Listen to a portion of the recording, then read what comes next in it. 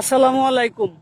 এই মুহূর্তে আমি চলে এসেছি দেওয়ানগঞ্জ বাহাদুরাবাদের ব্রহ্মপুত্র নদের পুল্লাকান্দি নামাপাড়া এলাকাতে। আপনারা দেখতে পাচ্ছেন যে এই মুহূর্তে যে কাজটা চলছে, বর্তমানে আমাদের প্রতিমন্ত্রী জনাব এম রশিদুজ্জামান মিল্লাত চাচা তিনি নদী ভাঙনকে রোধ করার জন্য যে একটা কাজের যে প্রচেষ্টা নিয়েছেন, দেখুন এই বস্তাগুলো ভালো করে এখন পর্যন্ত ভালো করে ভরাট করা হয় নাই। আর যেভাবে আপনার নিচের যে কার্পেটটা বিছানোর কথা, সেই কার্পেটটা এখনো ভালো করে বিছানো হয় নাই। আর বস্তার যে পরিমাপ, আমার মনে হয় বস্তার পরিমাপের এখনো ঠিক নাই, কাপড়টারও ঠিক নাই। এই বিষয়ে আমি মাননীয় প্রতিমন্ত্রীকে আহ্বান জানাবো যেন এই বিষয়টা তিনি নিজ দায়িত্বে এসে দেখেন।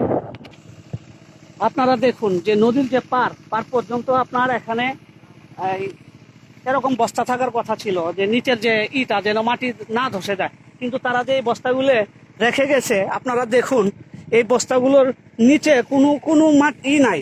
এই যে এরকম একটা কার্পেট থাকার কথা, কিন্তু এখন পর্যন্ত একটা কার্পেটও নাই। দেখুন নিচের কতটুক পর্যন্ত এখন পর্যন্ত মাটি আছে।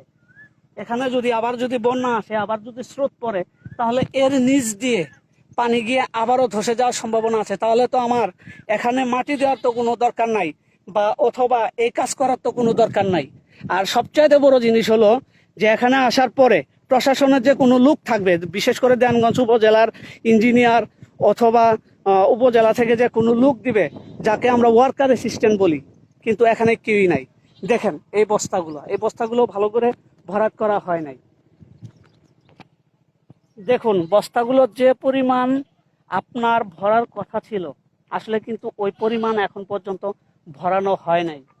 তো আমি উপজেলা প্রশাসন এবং কি মাননীয় প্রতিমন্ত্রীর কাছে আবেদন জানাবো যেন এই বস্তাগুলো ভালো করে ভরাট করা হয়, আর বস্তাগুলো যেন ভালো করে মারা হয় এখানে। কারণ মাননীয় প্রতিমন্ত্রী বারবার সংসদের মধ্য দিয়ে এই বিলটা পাশ করানোর জন্য অনেকটাই চেষ্টা করিতেছে। দেখুন আপনারা বস্তাগুলো ভালোভাবে ভরাট করা হয় নাই। এই হলো বর্তমান কাজের অবস্থা। আমি এখানে এসে সবচাইতে অনুপস্থিত পেয়েছি যারা দেওয়ানগঞ্জ উপজেলাতে বসে সরকারি বেতন নেন, তাদেরকে আমি এখানে 1 টাকাও পাই নাই। তারা কিভাবে কাজ করছে না না করছে দেখুন এখনই কি অবস্থা এই জায়গাগুলোর। সকলকে ধন্যবাদ জানিয়ে আজকের মতো এটা শেষ করছি। আসসালামু আলাইকুম।